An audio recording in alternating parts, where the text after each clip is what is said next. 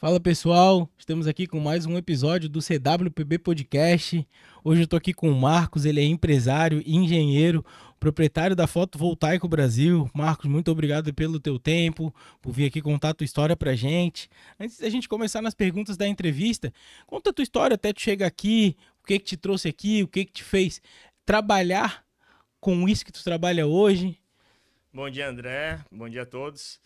Primeiro, agradecer a oportunidade aqui, muito bacana estar nesse podcast. Eu vi aqui que o nível está alto, assisti outros podcasts aqui do Denis, do Eduardo, então gostaria de contribuir muito aqui com a minha fala. Bom, por que eu acabei caindo na energia solar?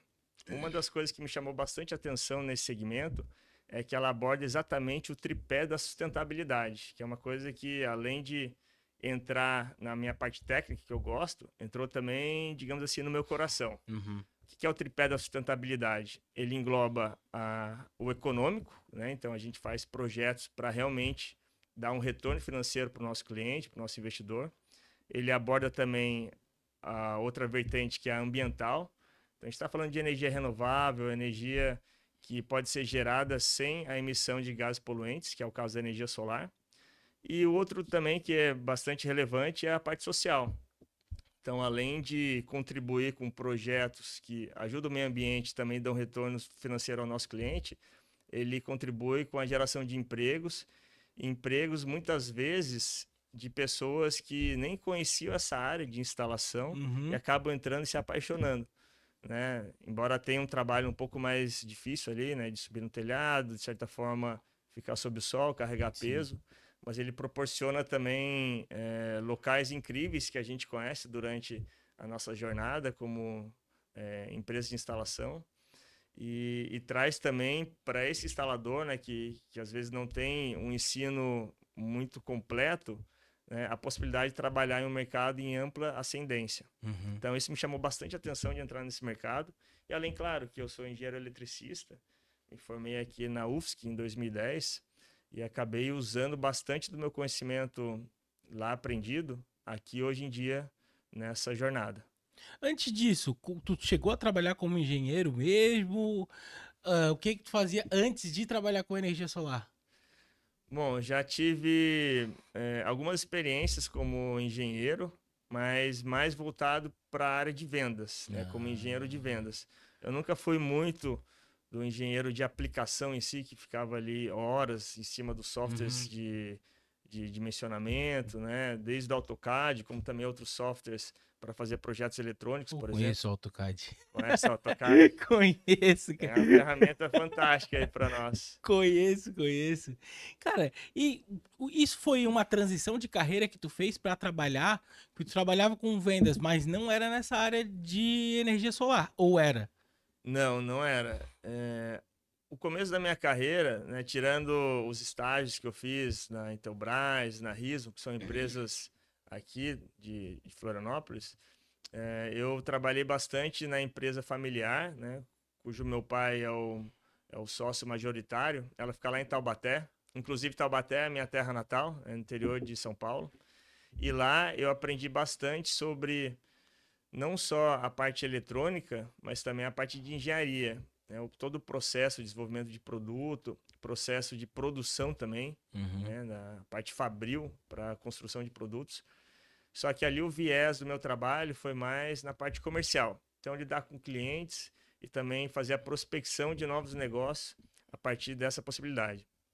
Então, ali eu ainda tenho bastante contato, né? Uhum. Inclusive, eu tenho um viés de representação comercial também com a Valexel, que é a empresa, né, lá de Taubaté. E com isso, eu acabei aprofundando bastante na parte comercial de projetos de engenharia. Hoje, o foco está voltado mais para projetos de energia solar, mas eu tenho bastante conhecimento nessas duas áreas, tanto na parte de projetos elétricos, né, de uma potência Uhum. maior, quanto também nessa parte de projetos eletrônicos, que são mais produtos eletrônicos, Sim. equipamentos eletromecânicos também. O que que te trouxe de Taubaté pra Floripa? Bom, eu lembro que na época do ensino médio, a gente já estava falando sobre prestar vestibular, né, e também escolher alguma universidade para estudar. E naquela época, que acabou sendo um divisor de águas na minha vida, eu tive que tomar algumas escolhas, né? Primeiro, escolher o curso, né? E dentre os cursos que estavam sendo oferecidos, o que mais me chamou a atenção foi o de engenharia de produção elétrica. Inclusive, o curso que eu fiz é esse, engenharia de produção elétrica. E tinham poucas universidades que ofereciam esse curso. Tinha aqui em Florianópolis, a UFSC, também em Brasília. Mas fora essas duas universidades, eu também prestei vestibular para São Paulo e para o Rio de Janeiro. Só que lá em janeiro de 2004, quando eu recebi a notícia que eu tinha passado aqui, o meu olho brilhou. Eu falei, eu não acredito, morar em Florianópolis, né?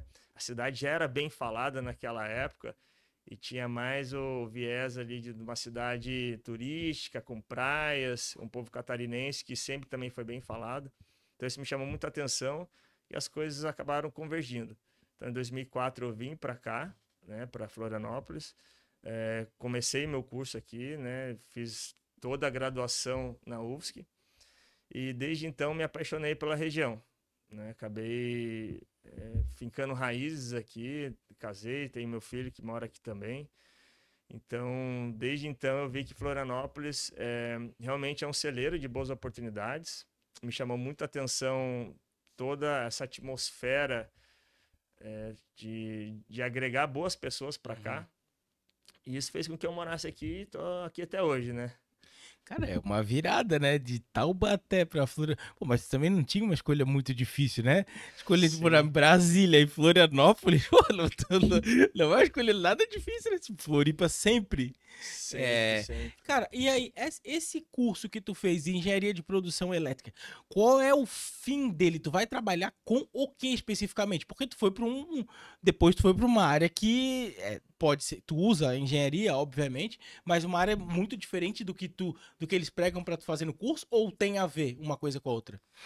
O curso de engenharia de produção elétrica, ou melhor, só engenharia de produção, ele é o curso mais humano das exatas, vamos colocar assim. Porque a engenharia de produção ela acaba agregando muitas disciplinas da administração, desde teoria da administração, matérias como qualidade, como PCP, né? Matérias de estatísticas também. Então a gente pega bastante assunto de administração, mas com viés também técnico, da parte elétrica. Então esse curso ele uniu essas duas vertentes, porque eu sempre tinha aquele receio de ser um cara muito técnico e acabar, né, trabalhando para alguém que não fosse técnico e que lucrasse com conhecimento, né, que acaba acontecendo muito com quem não quer saber das outras áreas, somente desenvolver produto, parte técnica. Então eu quis mais esse viés de administração. E a engenharia de produção ela me ajudou também a ter uma visão mais 360 do negócio, não só voltada ali para a parte técnica e desenvolvimento do produto. Então isso me chamou muito a atenção também no curso. E depois que eu saí do curso, que eu vi que, na verdade, quando você se forma em engenheiro, você não sabe nem trocar uma resistência de chuveiro. Você tem que realmente ir para a prática e ver os problemas que existem. Mas um ponto de muita vantagem que eu vi no curso de engenharia é que ele te dá uma base boa para resolver problemas, né? Hoje a gente é pago para resolver problemas e trazer soluções. Sim. E a engenharia, né, ela te proporciona isso, proporciona você ter uma mente aberta para conectar coisas diferentes e trazer uma solução para um problema que está ali na sua frente. Então, isso me chamou muita atenção. E hoje eu até tenho pena assim, que esse curso não tem mais na UFSC, Engenharia de Produção Elétrica. Ou é Engenharia de Produção ou é Engenharia Elétrica. Porque o que eu vi é que a engenharia elétrica ela acabou trazendo algumas matérias um pouco mais de administração também, legislação, né? E a engenharia de produção ela acabou focando mais na produção, né? Chão de fábrica, outros processos assim, que era uma coisa que já estava sendo discutida lá na minha época. Então, graças a Deus, consegui ainda ter esse título, né, de engenheiro de produção elétrica, mas hoje os alunos que estão formando lá, eles têm que optar por uma dessas duas. E como foi a virada para trabalhar com energia solar? A virada, eu sempre digo que foi assim, uma sucessão de fatos que acabaram convergindo para eu estar aqui onde eu estou. Eu sou uma pessoa também que acredito muito em Deus, acredito nos sinais que a vida nos dá. E eu posso citar alguns fatores, mas acredito assim, que o principal foi realmente um empurrão que a minha atual esposa, Ana Paula, que vai estar assistindo nós aqui. Agradeço muito pelo incentivo que ela me deu também no começo. E foi ela que trouxe minha primeira cliente, que é a minha sogra. Então, eu estava falando dela aqui, a Sim. dona Albertina, porque nessa fase de transição que eu estava trabalhando com outra empresa, que estava mais voltada para o segmento de equipamentos para provedores de internet, esses roteadores, né? Eu não estava gostando tanto da atmosfera do negócio, né? E bem nessa época, teve uma feira lá em São Paulo, voltada para esses equipamentos de provedor de internet, e do lado estava tendo a feira de energia solar. Eu lembro nitidamente que eu estava na feira ali, um pessoal um pouco mais apático, né? Falando assim de equipamentos mais tecnológicos e tal. E eu resolvi ir para a feira do lado. Eu cheguei lá na feira de energia solar, chama Intersolar, e tem ainda todo ano. Já tava lá o pessoal com som alto, tomando chopp e rindo e falando as novidades. Falei, cara, pô, aqui é meu mundo. E bem nessa época, a Ana Paula, ela me trouxe a informação que a mãe dela estava querendo colocar energia solar na casa dela, lá em Braço do Norte. E ela falou, pô, Marcos, será que você não consegue ajudar ou fazer o projeto, quem sabe? Eu falei, me dá esse orçamento aí. Eu olhei, olha, faz sentido, tal, bacana. Deixa eu ver se eu consigo me cadastrar também com algum distribuidor que possa me fornecer os produtos. Consegui me cadastrar, daí eu vi que eu poderia comprar os equipamentos, poderia fazer o projeto e poderia assinar o projeto também. Ou seja, poderia fazer tudo. Só precisaria contratar uma equipe de instalação e no dia eu ir lá supervisionar. Pô, pareceu excelente. Daí eu fui, dei um desconto ali em relação ao que ela tinha e ela deu preferência para fechar comigo, né, óbvio. E daí foi meu primeiro projeto. Daí no dia fiquei, né, olhando assim como é que vai ser e tal.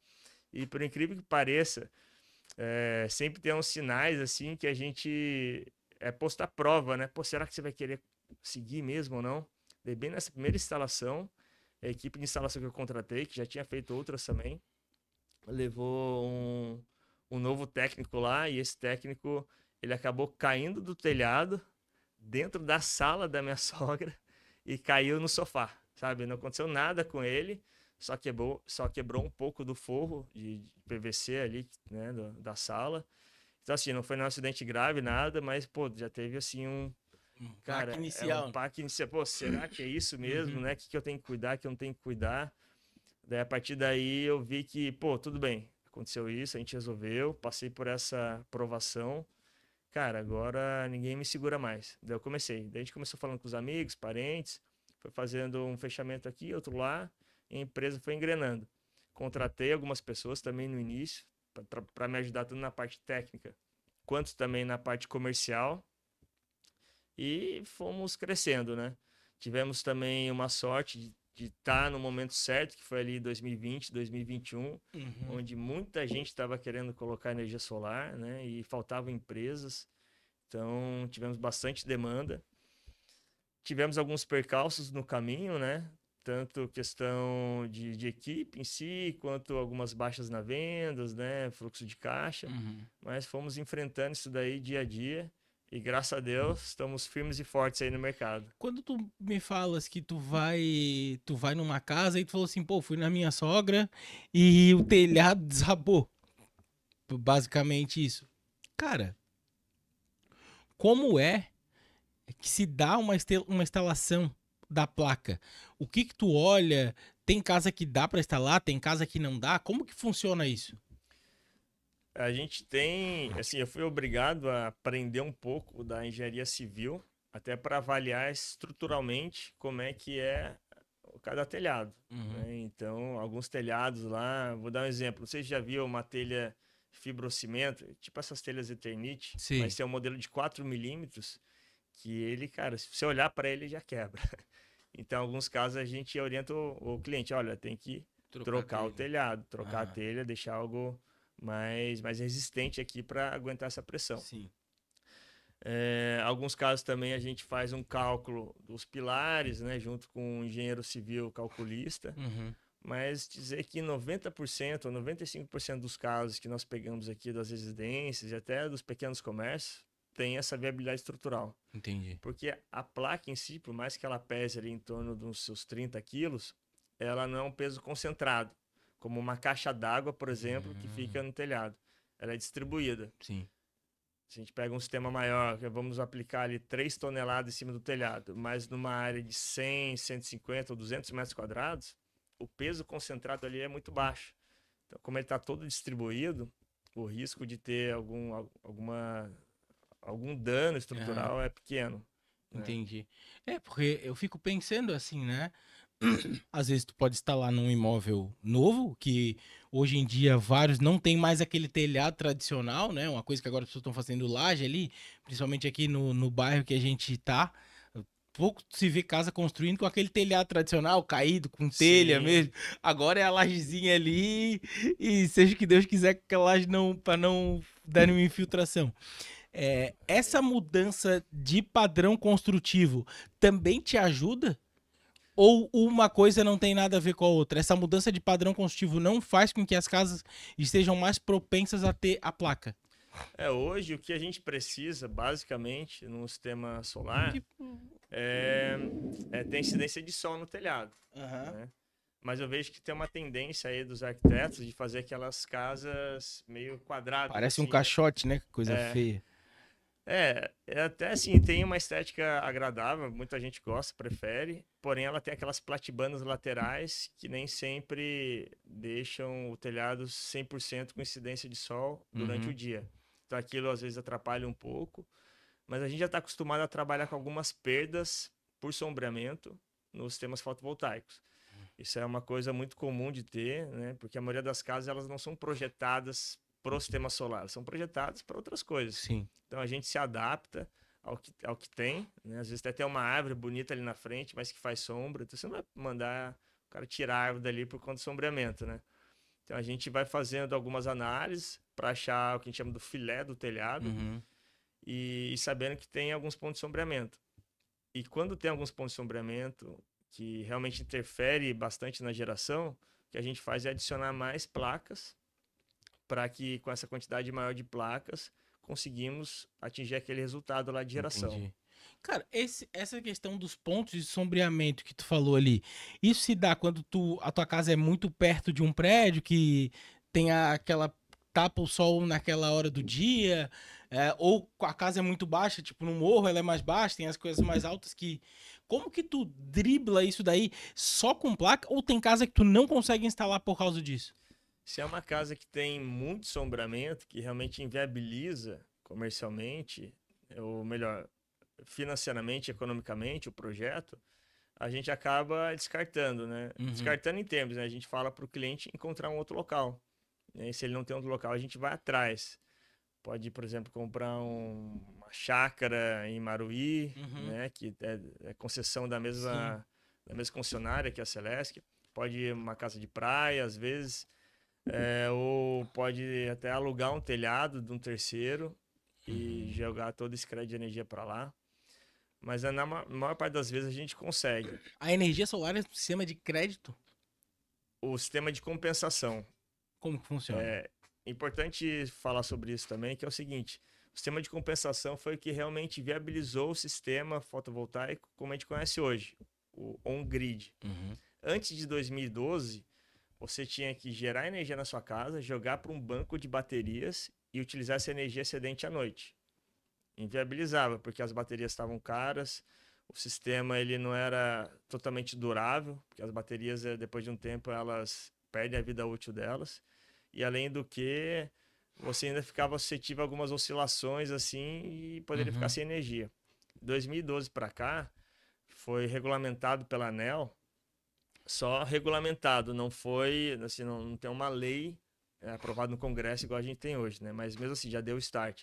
2012 foi regulamentado pela ANEEL que todas as concessionárias teriam que receber o excedente de energia de um sistema fotovoltaico e depois creditar isso de volta para essas unidades consumidoras. Ou seja, eu poderia gerar de dia, mandar para a concessionária e pegar à noite da concessionária.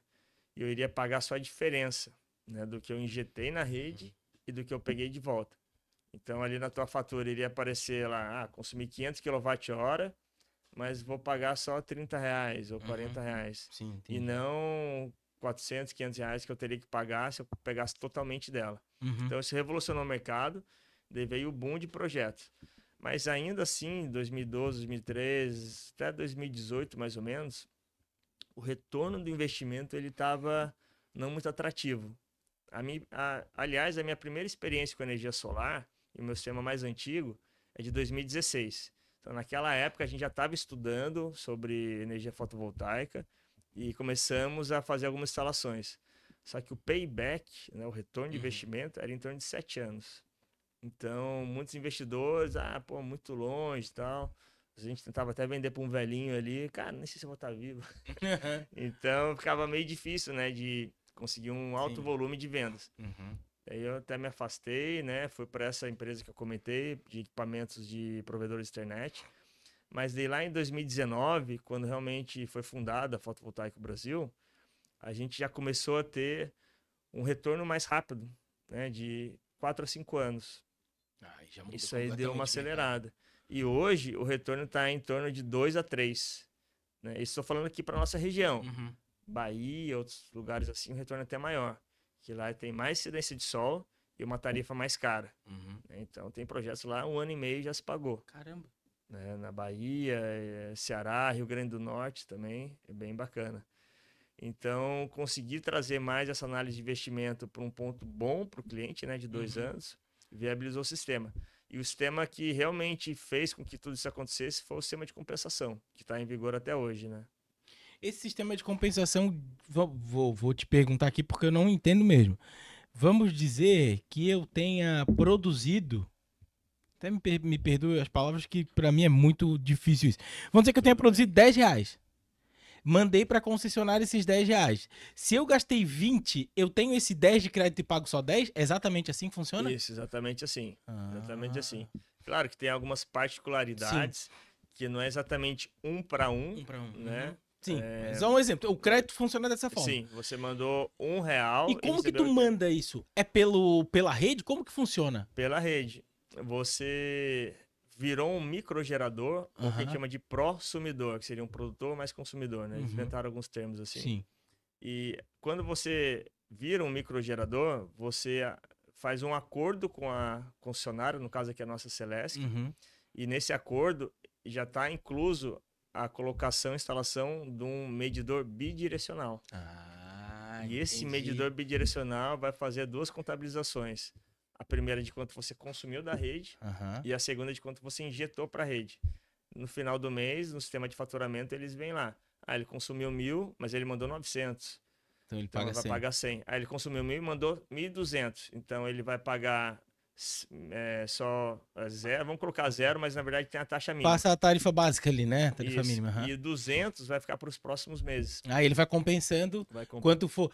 Passou da tarifa mínima e tu compensa. Passou da tarifa mínima, compensa. Compensa e fica daí de crédito para ser usado em até 60 meses. Eu ia dizer quanto tempo, cara? 5 anos, então 5 tu tem que... Caramba, ele vai sempre esperando do último pro mais novo, né? Então sempre quando tu instala, tu precisa fazer um acordo com a Celesc, é isso? Sim, é onde entra o engenheiro na jogada e faz o que a gente chama de homologação do sistema. Entendi. Né? Então a gente pega o projeto, né? Identifica qual a unidade consumidora, analisa o projeto em si, vê se tem compatibilidade do padrão de entrada com a potência do projeto, manda essas informações para a Celesc. Entendi. Eles analisam, aprovam, a gente faz a instalação, depois pedimos a vistoria. E nessa vistoria que eles vão lá e trocam o medidor. Eles olham, vê se está tudo ok, trocam o medidor e está celebrado o acordo entre as partes, entre o consumidor e a concessionária. E como funciona a manutenção disso? Tem que ter uma manutenção periódica? Vamos dizer, instalei, deu 1 ano, tem que fazer algum tipo de manutenção? Quais são as manutenções que eu faço quando eu instalo um sistema? Um sistema fotovoltaico, também chamado de gerador de energia, ele é um equipamento elétrico. Então, ele acaba tendo algumas manutenções para fazer. Sim. As principais são, a gente chama de higienização ou limpeza dos módulos, que com o tempo, já vi diversos tipos de sujeira diferentes nas placas. Né? A mais comum é a poeira, mas tem às vezes folhagem que cai, às vezes tem um passarinho. cocô de passarinho. Às vezes o passarinho caiu ali. Tem até engraçado um cliente que a gente fez mais no interior. Daí ele mandou, não sei, meu sistema acho que não tá gerando muito bem, mandou uma foto, daí tinha um pavão andando em cima das placas. Então a gente tava cagando tudo ali, né? Sim. Às vezes também precisa fazer uma poda de árvore, então essa Sim. supressão vegetal também é bem comum, principalmente na usina de solo. Aham. Além disso, tem os reapertos da estrutura, né? Então o vento ele pode ficar balançando a placa e com o Sim. tempo o parafuso aí soltando. E claro que a gente coloca ali também, usa algumas técnicas para isso não acontecer, né? Faz um aperto bem legal, com a arruela de pressão, Sim. mas com o tempo. Ah, com o tempo é igual um carro, né? Se não tu comprava um carro zero, nunca mais fazia nada, né? Exatamente. É igual um carro. Tudo que trabalha com a natureza, a gente tem que dar manutenção. Porque querendo ou não, ter o que faz tu ter uma economia ou não é a natureza, né? O sol às vezes, daí o sol também tem o vento, tem todas essas coisas. Ô, Marco, me diz uma coisa. Tem diferença é, de viabilidade entre os que fazem no solo e os que fazem no telhado? Geralmente no solo a gente consegue orientar para a posição ideal. A posição ideal, que iremos ter o maior tempo de sol ao longo do dia, é para o norte, porque nós estamos no hemisfério sul. Uhum. E no telhado a gente acaba usando a inclinação e orientação que já tem no telhado. Entendi. Então no solo gera mais.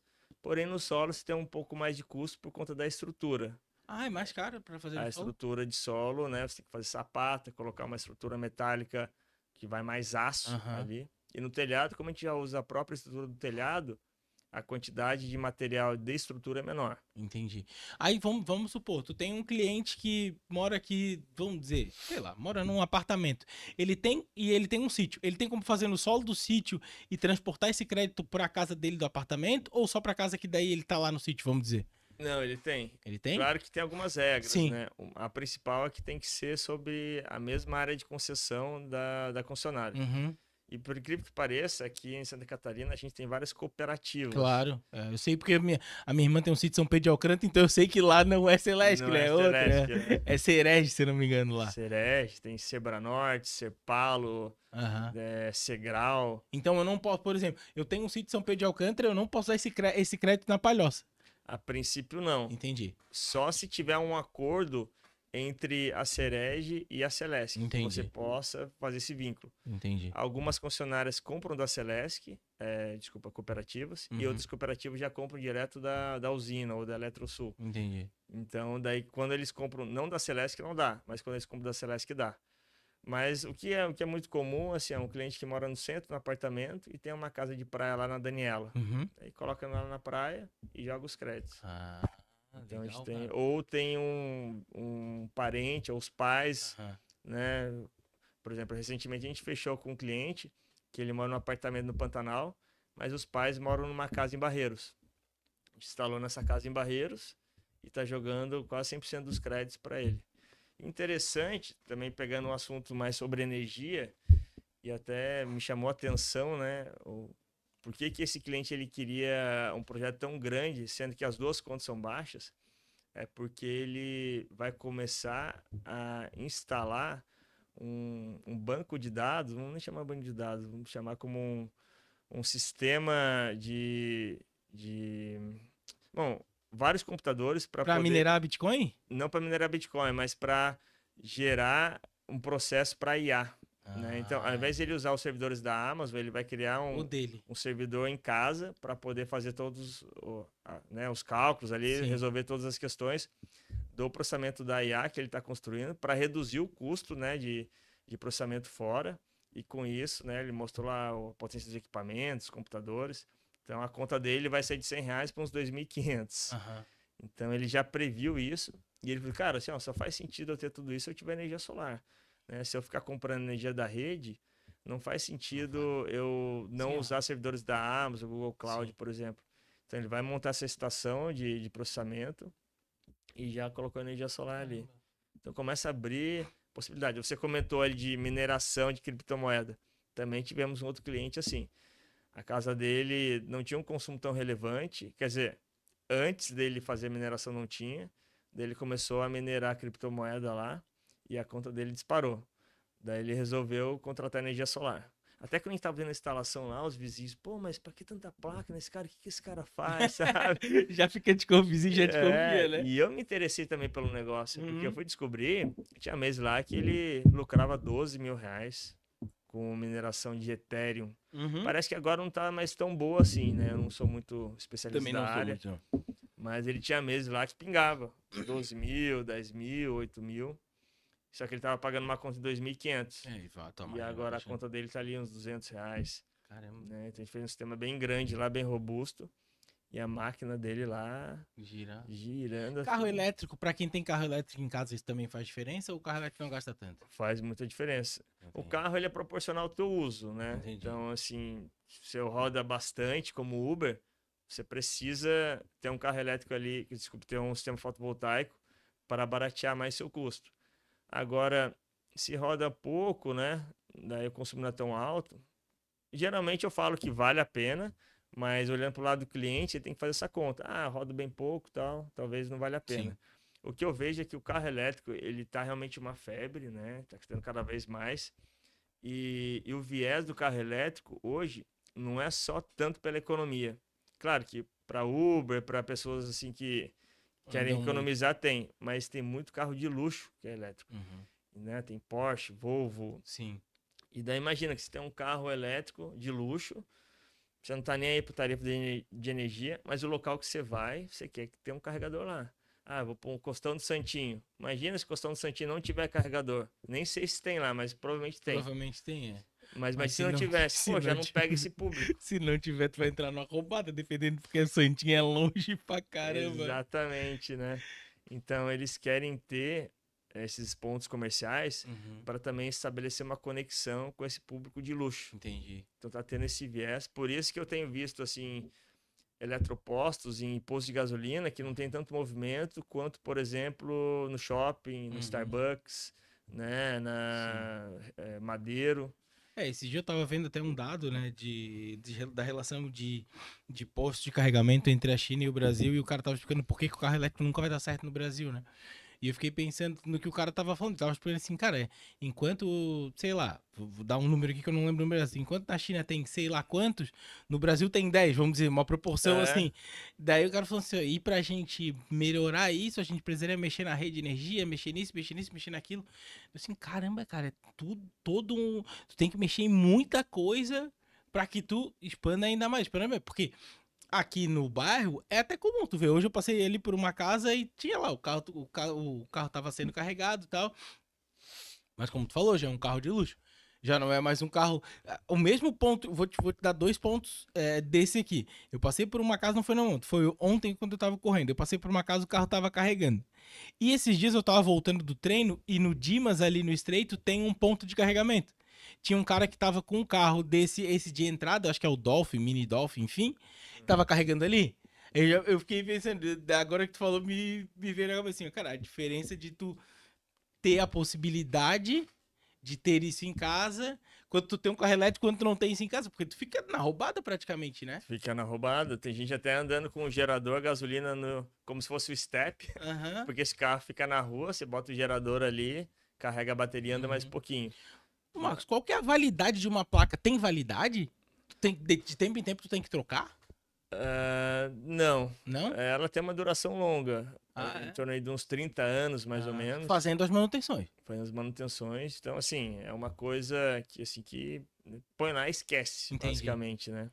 Então, assim, a gente já faz um projeto já para rentabilizar durante pelo menos 25 anos.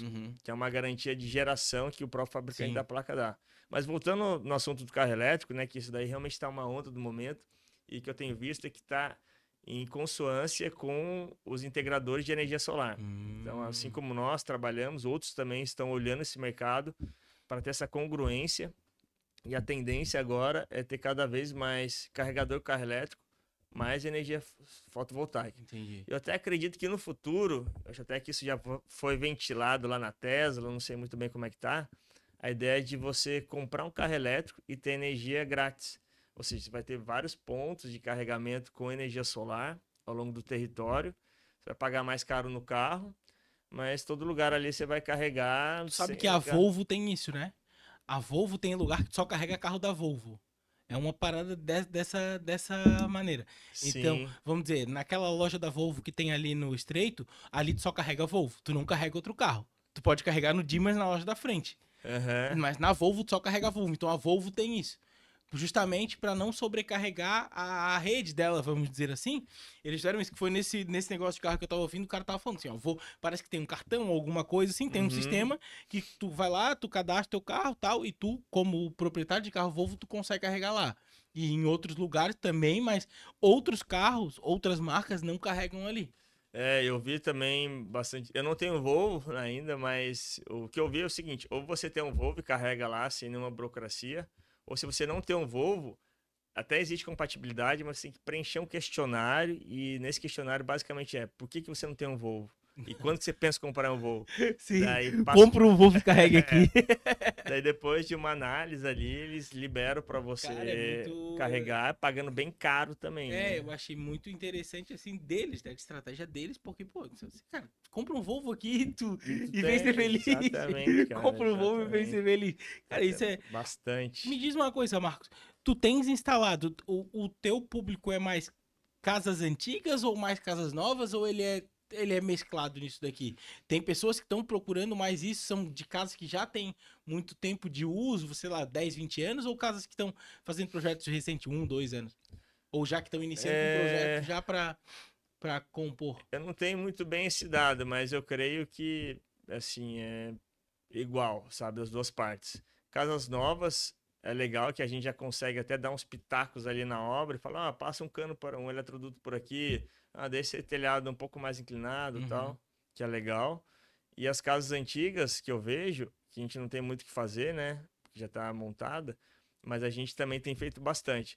O que eu vejo mais é uma singularidade no tipo de cliente, né? Um cliente que realmente tem esse problema da conta de energia alta todo mês e também gosta de tecnologia, né? Gosta de coisas novas, vê os outros vizinhos tendo também, né? E quer fazer.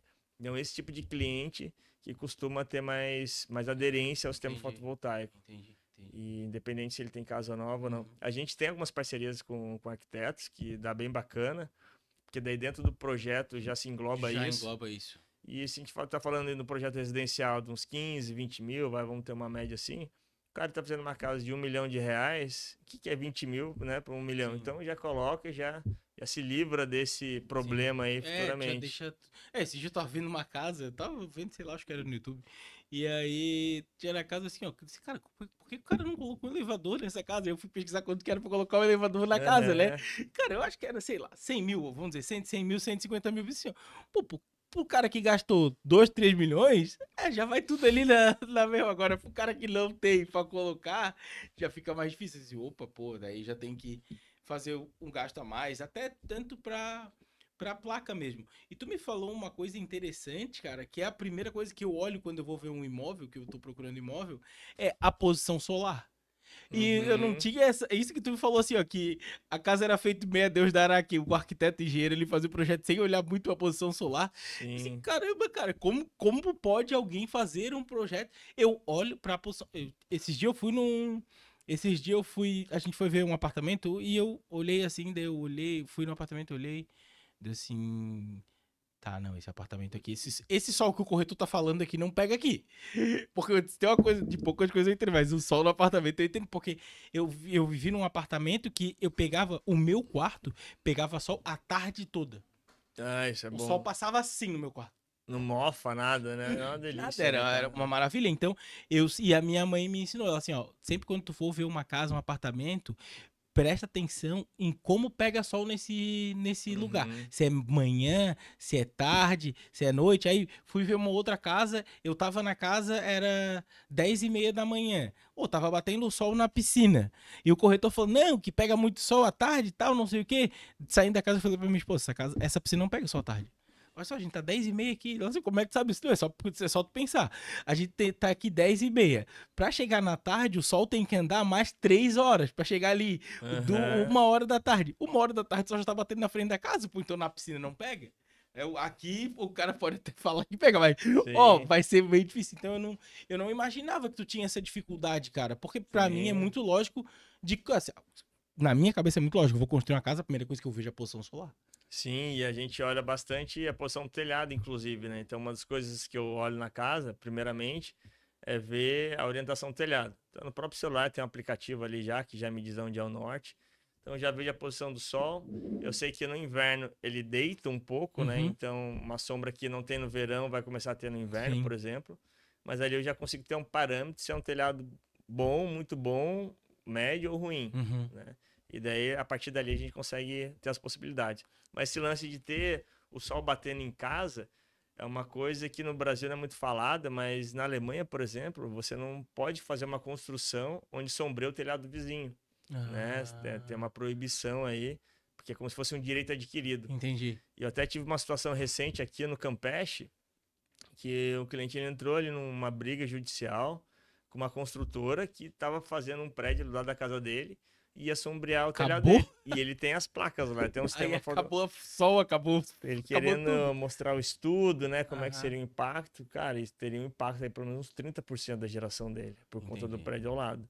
Então não tem uma coisa muito bem regulamentada hoje em dia e as coisas as pessoas vão fazendo, né? Aham. Mas eu considero bem importante você ter ali uma boa irradiação solar, tanto na casa quanto no telhado, porque é uma fonte de renda, é um recurso, Sim. né? É um recurso. E energia elétrica é uma coisa que eu não vejo num horizonte próximo, até um pouco maior, de ter uma outra tecnologia que substitua a energia elétrica. Que você pode transmitir ela facilmente, né? Já ter uma rede boa conectada. Você pode gerar ela também, no caso com o sol e outras fontes também, de forma facilitada. Muitos equipamentos geram trabalho, né? Por exemplo, a televisão, tudo que a gente está usando aqui através da energia elétrica, né? Então, uma fibra ótica que também consiga fazer isso, uma onda eletromagnética, mas eu acho que não. Então, partindo desse ponto, o que eu entendo é que nós vamos ter cada vez mais equipamentos conectados à rede elétrica, né? Desde o carro elétrico, que está vindo forte, aquecimento de piscina. E alguma coisa vai precisar suprir isso, né? E quanto mais assim, geração tiver, melhor. Até brinco que teve uma recente venda ali que eu fiz, né? Depois eu voltei lá, como é que tá o dele? Cara, você salvou meu casamento. Porra, salvei teu casamento? Como assim, cara? Explica melhor. Depois que a gente botou energia solar aqui, tudo mudou. Ah, é? Me explica melhor. Que tá, vou explicar. Geralmente, nos domingos, a minha mulher fazia comida, a gente comia, depois eu sentava ali no sofá, ficava tomando cerveja, vendo TV, né? E ela ia a louça, ia a louça, ia a louça. Daí, depois eu vou. No final, dava lá 7 horas, eu não tinha feito, E aí ela e já ela ficava brigava. daquele jeito. E a gente não já tinha visto uma máquina de lavar louça, mas além de achar caro, a gente sabia que Consumia o muita custo de energia por mês ia aumentar. E realmente aumenta, porque ela tem os motores, ela trabalha com aquecimento, né? Então nunca colocaram. Mas depois que eles colocaram energia solar, que já começou a ter um crédito ali, voltaram com essa ideia. Colocaram lá a máquina de lavar louça. Então eles só, deixa que eu lavo. Só bota Só lá, bota lá. já guarda ela lá, né? Aham. A conta continua baixa. E Cara, interessante. no romance que só. É interessante como muda a qualidade de vida das pessoas, porque às vezes mesmo tu não tem por causa disso, né, cara? Exatamente. Às vezes tu quer ter um ar-condicionado num lugar a mais, tu não tem. Então Cara, faz a secar diferença. roupa no sol, no varal, isso aí. Sabe, uma coisa que na Europa não tem muito isso, né? Mas a gente tem o nosso varal lá. A gente Por tem esse quê? costume. Porque a máquina de secar é cara. Aham. Então, porque ela consome Sim. muita energia, né? Sim. Mas isso que eu falo, a hora que você tem energia sobrando, te abre tanta possibilidade. Comprar gás. Aham. Esse negócio que eu acho que um dia vai acabar, cara. Sim. Acabou, tô ali, todo mundo lá, minha família inteira, vamos assar lá o pernil lá, acabou o gás, né? Imagina lá, 24 Sim. de dezembro, 24 de 9 horas da noite. Acabou o Tem Natal. forno elétrico, cara, resolve o teu problema. Sim, isso. Essas são as coisas. Tu falou ali de máquina de lavar, geralmente nas semanas de frio do inverno, aquela que é úmido e eu já sei assim, tá, beleza, no mês que vem a minha conta vai vir igual vem no verão. Exato, cara. É igual, Para é quem igual vem no tem. verão, porque na minha casa tem 3 ar-condicionados. Tem ar-condicionado no quarto, tem ar-condicionado no escritório e tem ar-condicionado na sala. Eu odeio passar calor, cara, mas Como muito. é que a gente vivia antes sem ar-condicionado, né? A minha infância inteira só no É isso aí, ventilador pô. e eu grudado na parede, assim, dormindo, né? É Sem isso. camisa. É exatamente isso. E aí eu já sei. Eu sei mais ou menos a média da conta do verão. E quando Aham. tem esses dias de inverno, eu já sei mais ou menos. Tá, beleza, né? Esse mês que vem vai vir parecido com o verão. E se chover muito mais, pode ser. É, pra tu ter ideia, esse ano, eu paguei, as duas contas mais altas que eu paguei foram em fevereiro e, se eu não me engano, em agosto, a de julho que vence em agosto ali. Porque foi um mês que praticamente choveu o mês todo. Tu não vai deixar de lavar roupa. Aí tu tem que secar, não tem o que fazer. Não É, tinha o que tu não tem fazer. tu vai fazer o que com a roupa? Vai, Pois vai é, usar roupa úmida, voltar atrás fedida? da geladeira, né? É igual antiga. Não Então, dá. isso tudo muda o. Isso que tu fazes, né? Esse mercado que tu faz muda toda essa dinâmica que a gente tem como Sim. sociedade também, né? E a gente ganha tempo, né, cara? Uhum. No final de tudo que eu andei vendo, assim, Sim, no final que a gente tá correndo atrás é de ter mais tempo, tem mais tempo. né? Ter Aham. facilidade, né? Sim. Então, por exemplo, tenta esquentar uma água no fogão normal, comum, de fogo, com gás, e tenta fazer num fogão de indução. Você vai ver a rapidez que é, cara, você fazendo fogão de indução, a facilidade que tem Aham. através da energia elétrica. Sim. A automação da casa, né? Alexa, faz café, vai E usar energia energia elétrica. elétrica, Então aham. ela abre muita possibilidade de Sim. ganho de tempo. E no final é isso que a gente quer. Até na mitologia grega lá, o senhor de tudo era o senhor dos tempos, né? Uhum. Então, assim, quando você tem, acho que é Cronos, se eu não me engano. Então, quando você tem, assim, uma gestão do tempo como foco da tua vida, você vai ver que equipamentos eletroeletrônicos, né? Coisas atuais, facilita muito a tua vida, te faz ganhar tempo. E isso faz sentido daí colocar energia solar, né? Porque Entendi. daí você não precisa trabalhar mais para ter aquele conforto. O Aham. sol tá trabalhando, É, né? de graça, vamos dizer De assim, né? graça. O E sol é de ele, graça. todo dia ele tá aí, cara. Como diria, como a gente diz no ditado comum, né? O sol é de graça, pelo menos ainda, né? E ele pode, Exatamente. o sol é de graça e ele pode te dar dinheiro. É mais ou Exatamente. menos isso, né? Então, o sol é fonte de tudo. Até tem um Sim. estudo que diz que em 1 hora de sol, né, se a gente aproveitar 100% da energia solar no planeta inteiro, 1 hora de sol é capaz de sustentar o mundo inteiro durante um ano. Mas tudo, cara.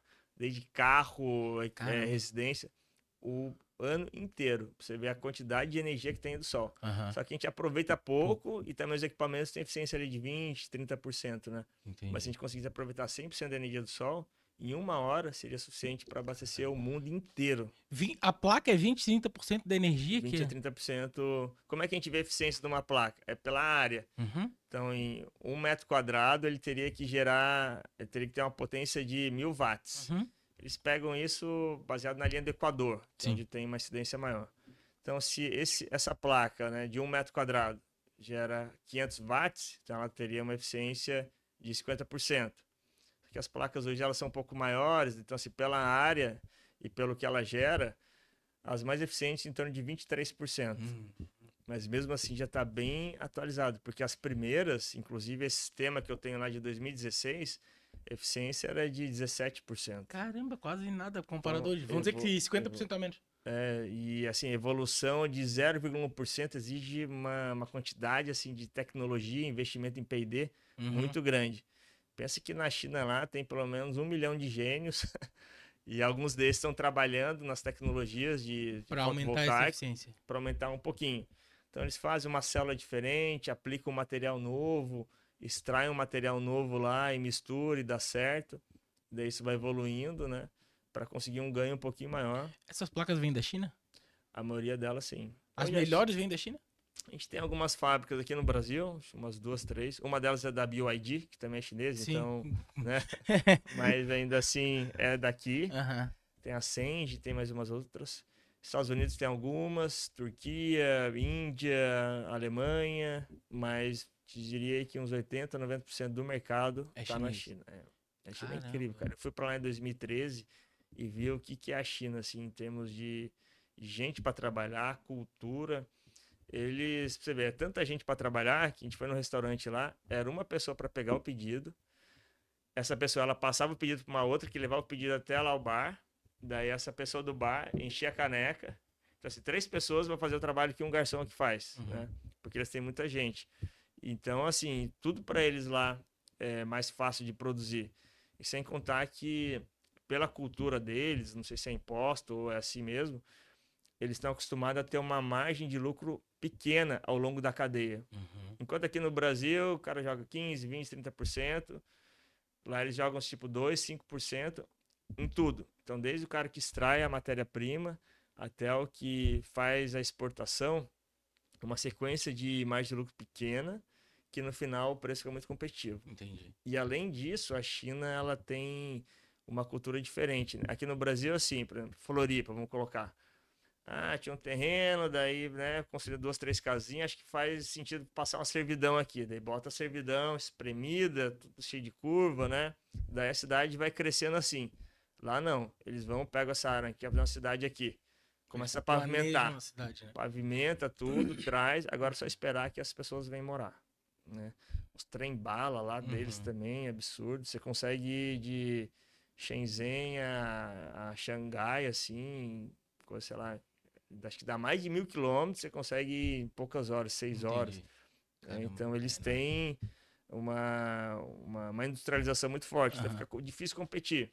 Que a Tu gente foi por causa da fotovoltaica ou não? Não, eu fui em 2013, eu nem estava ainda na energia solar, né? Foi com meu pai na época, a gente até fazer um parênteses assim, muita coisa do que eu aprendi hoje, aprendi com ele, e com Uhum. a minha mãe também me deram bastante força, Tua mãe né? também é engenheira, não? Não, minha mãe virou dona de casa, ela se formou, secretária executiva, acho que nem sei se tem mais esse curso, mas tem eu e meu irmão, então assim, Sim. ela cuidou bastante da gente, e todas essas oportunidades assim, de vir para Floripa, né, de viajar, Foi tudo por conta foi disso. tudo por conta, né, dos meus pais ali, tem essa união forte, me ajudaram bastante. Aham. Então, nessa ocasião, a gente foi lá para a China para prospectar novos negócios lá. Na época, o que estava mais em voga era trazer tablets da China para nacionalizar eles aqui e vender no mercado. Sim. Mas é que tablet, no final, não pegou muito aqui no Brasil, Uhum. né? Daí, quando a gente tava com a ideia de tablet, chegou lá na China, não era mais tablet, era phablet, que era uma mistura de telefone com tablet. É como se fosse um iPad que também precisasse fazer ligação, Uhum. com chip. Sim. E, cara, os caras já estão lá na frente, né? Sim. Daí esse negócio não virou muito, mas valeu a experiência, né? Conheci lá. Como foi a reação dos teus pais quando tu ia pra Floripa? Ah, minha mãe chorou bastante, mas, cara, eu tava já com 18 anos, né? Então. E eu sempre tive esse ímpeto de liberdade, né? Vamos ver o que dá. Porque, assim, o medo, ele pode ser um mau conselheiro algumas vezes. Às vezes ele é bom, né? Pra te dar alguns sinais ali de que, cara, cuidado, senão você pode até perder sua vida. Sim. Mas, por outro lado, ele pode também, né, te bloquear de fazer uma coisa Até porque a legal. coragem não é a ausência do medo, né? A coragem não é a ausência do medo. Tá? A pessoa pode ter coragem e mesmo assim ter medo. Uma coisa não é excludente da outra, né? Não é excludente da outra. E quando eu vim, eu fui um dos poucos que fez uma coisa meio contrária do que a maioria dos estudantes fazem. Primeiro a gente veio e ficou numa pousada da Lagoa da Conceição, com os meus pais, tudo, a gente conheceu a cidade, né? E eu fui prestar vestibular. Daí a gente voltou. Depois que eu recebi a notícia que eu passei, eu vim só com meu pai. A gente procurou alguns locais próximos da universidade. Mas eu sempre assim, o surf, cara, pô, eu gosto muito de surfar, quero praia e tal. Imagina, tu veio do lugar que não tem praia, o que tu quer praia? E assim, é longe a praia da UFSC. Claro, de carro até minimiza um pouco, mas não é algo que você pode pegar a bike e ir, Uhum. né? Então, meio que tinha que escolher entre essas duas. Daí, vamos ver algumas coisas para a universidade, mas eu já estava pensando nessa pousada que eu fiquei, que é lá na Joaquina, ali, Sim. Porto. Na verdade, é Lagoa da Conceição, Rio Tavares. No Porto da Lagoa ali, né? Exatamente, os Sei. Ortiga ali, Aham. pousada do Lima. Daí a gente foi lá ver Pô, algum. é longe da UFSC. É longe, 3 ônibus, Pô, né? pra UFSC é longe, pra praia é bom. Daí chegamos lá, vamos ver algumas coisas perto da UFSC. Daí fomos lá. A pensão lá da mulher, mas aqui não pode trazer visita e tal. Ou vem teu pai, ou vem tua mãe, não pode dois. Daí vamos ver outro. Cheguei lá, pô, o lugar não tinha janela, cara. Pô, fosse morar no Itambé. Daí começamos a olhar, deu, A pai, Vila será que é Trindade é clássico, pousada né? lá e tal? Mas como é que você vai. Daí eu comecei a ver, não, dá pra pegar um ônibus bem cedo, chega no horário. Daí a gente ficou. Então A faculdade era integral? Não, mas ela tem aula de manhã e aula à tarde. Entendi. Não todos os dias. Entendi. Então tem aula de manhã na quarta, às vezes não tem à tarde e tal. Aí ficasse na Lagoa. Eu fiquei na Lagoa. Daí, A graduação toda? Não, depois, morei mais de 10 endereços, cara. E daí de lá, eu saí fui para outro lugar. Essa pousada eu tinha que sair no verão. Ah, porque Então, daí não é. daí era de preço de diária, né? Sim. Daí começou a complicar no segundo ano. Daí eu fui conhecendo algumas pessoas também. Mas teve no final da faculdade, eu acabei que já tinha carro, eu acabei morando perto da faculdade, perto da UFSC. Né? Que eu também tinha um estágio que era ali próximo. Daí eu acabei indo pro Córrego Grande, daí Santa Mônica também, né? O teu irmão veio pra cá também ou ele. Não, meu irmão, ele estudou em São Paulo, hoje está morando no Rio, trabalhando com... Ele faz parte da comissão de organização da Bienal do Livro. Sei. Então ele tá bem envolvido, assim, nesses eventos. A gente fala, assim, bastante, E mas... os pais ficaram em Taubaté. não sai, né? Difícil. Mas hoje, quando minha mãe vem aqui, ela nem quer saber de mim, quer mais saber do meu filho. Ah, normal, né? O ciclo da vida, né? Sim, é bem legal. Ô, Mas Marcos, foi legal, olhando cara. pro futuro da fotovoltaica que tu tavas falando ali, cara, em quanto tempo tu acha que pode acontecer essa revolução, vamos dizer assim? Porque eu vejo hoje aqui, passando pelo bairro, até às vezes tu passa por parte alta do bairro, tu vê que existem muitos telhados ainda Uhum. que pedem ali uma placa, vamos dizer assim, né? Às vezes a pessoa não colocou ainda porque consome pouco ou não tem tanta não tem tanto ímpeto pela tecnologia e tal, mas tem vários telhados aqui. Olhando o bairro, a gente vê assim, pô, tem muitos Uhum. potenciais clientes, né? Em quanto tempo tu acredita que aconteça, vamos dizer, essa revolução, vamos dizer, 10% dessa revolução, 20%, que já é coisa pra caramba. Se a gente for contar que hoje tem muito telhado sem. O que tu vê pra 5, 10 anos aí desse mercado? Olha, bom, existe sempre, né, e em todos os segmentos, uma briga de força entre dois lados. Né? Se for ver hoje, quem não tem interesse nesse crescimento são as próprias concessionárias. Porque imagina, já peguei clientes assim que gastavam 30, 40 mil de energia, daí de uma hora para outra vai gastar 1.000, 2.000. Alguém está perdendo receita com isso. Então elas têm que achar uma forma de rentabilizar também. Inclusive, tem algumas discussões no Congresso, né? Até estava em vias de aprovar uma medida provisória que tinha uma parte do texto lá que ia complicar um pouco para a geração distribuída, mas com uma força política lá eles conseguiram tirar essa parte do texto. Sim. E eu vejo que realmente tem vários telhados, né? Tem bastante potencial, tem gente que é cliente potencial, que pô, gasta bastante, mas não, sabe, não se atentou a isso, não botou isso no radar ainda. Quem gasta R$ 500 por mês, em um ano tá gastando aí R$ 6.000, né? Se for ver. Sim. Em 2 anos, 12 mil. Pô, É bastante né? dinheiro. Se economizar, daqui a pouco você compra um carro com o dinheiro que você economizou. E tem muito telhado, tem viabilidade. Tem a questão da taxa de juros que não está num patamar muito bom. Embora o dólar tenha diminuído um pouco e começa a baratear mais um pouco, né? Então, assim, o mercado ele é bem dinâmico. Mas se fosse para resumir, o que eu acho que falta ainda para aumentar mais o nível de quantidade de sistemas instalados é a força comercial. Né? Eu acho que falta ainda a informação. Né? O bom vendedor ir lá e apresentar um bom projeto, viabilizar. Tem muito cliente que vê assim, pô, mas será, cara, no inverno eu não gasto tanto, será que vale a pena? Daí você viabiliza. Ah, mas será que meu telhado aguenta? Se não aguentar, a gente bota um reforço, viabiliza. Começar, sabe, a fomentar isso. Eu tenho uma outra iniciativa também, eu também sou professor do Senai, né? E a disciplina que eu ministro lá, uma vez por semana, é de energias renováveis, com foco em energia solar.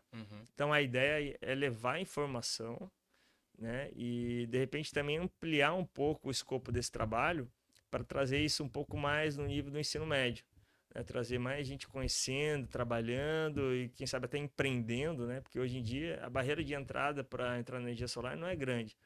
Você pode inclusive terceirizar o projeto, terceiriza a instalação, pode até terceirizar a venda, né? Contrata algum vendedor, você fica só administrando. Claro que tem muito mais coisa que isso, mas não é algo que assim que você precisa ter um médico, precisa, né, fazer uma formação e tal. Então tem uma barreira de entrada pequena. Você pode formar novos empreendedores também nesse segmento. Tem mercado para todo mundo.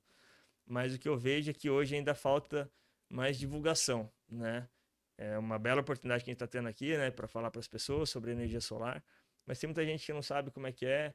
confunde também com aquecimento solar.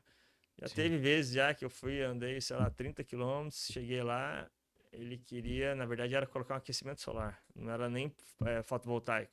E o aquecimento solar, também chamado de placa solar, mas embora a gente chame o nosso de módulo fotovoltaico e chama as placas solares daquelas de aquecimento, muitas vezes se confunde essas duas coisas. Uhum. Então, as pessoas ainda não sabem direito, né? Mas eu vejo assim com bons olhos o crescimento por conta da demanda. E não só dos painéis fotovoltaicos, mas também das baterias, né? Você fazer um balanceamento da rede, né? Você não injetar tanto na concessionária, mas também usar a sua bateria para suprir a sua carga, principalmente no horário mais caro ali, que é o horário de ponta, que é das 6h30 às 9h30 da noite. Então vejo assim com bons olhos, o mercado está crescendo. 2 dias atrás eu fui na Assembleia Legislativa de Santa Catarina e tivemos ali um início da Frente Catarinense de Geração Distribuída, né? Um grupo de empresários, também pessoas do meio político, inclusive com apoio do deputado Alex Brasil, que a ideia é a gente fortalecer aqui o setor, né? Mais um fortalecimento, já tem outros, para realmente começar a ter mais voz e fazer digamos, um lobby do bem, né? Trazer os deputados, os senadores, né? Quem consegue realmente transformar isso em lei, em fomento, para olhar para o nosso setor e amadurecer ele. Tem muitas coisas que acontecem ainda, né? Questão de segurança, por exemplo, né? Então os bombeiros já estão se atentando mais a isso, porque tem alguns riscos aí em algumas instalações, mas a gente está andando para frente, né? Isso que eu vejo com bons olhos. E como eu falei anteriormente, eu não vejo um cenário onde haverá diminuição do uso da energia elétrica e nem um cenário onde haverá uma diminuição do valor da tarifa. Historicamente, a tarifa ela tem aumentado 8% ao ano. Alguns anos, na canetada, ele não aumentou nada, né? Até baixou, mas a gente sabe que isso aí é artificial. Cobra um preço depois, né? Porque a energia elétrica ela é base para vários itens da inflação. Tudo, né? Então, o preço subiu, você pega lá o GPM, né? Um dos componentes tem lá, vamos dar um exemplo aqui, pão, né? O pão de trigo. Só que para você fazer um pão, você precisa de energia elétrica. E se sobe a energia elétrica, sobe o preço do pão, que sobe a inflação, que dá ruim pro governo e tal. Que sobe daí, sobe a energia elétrica, sobe na usina de petróleo, que vai subir o preço do petróleo, que vai subir a gasolina, que vai subir o valor do frete, que vai subir o pão. Então e daí a hora que aparece no jornal, a inflação subiu tanto, os governantes da ocasião ficam preocupados. Pô, isso aí não vai me dar voto e tal.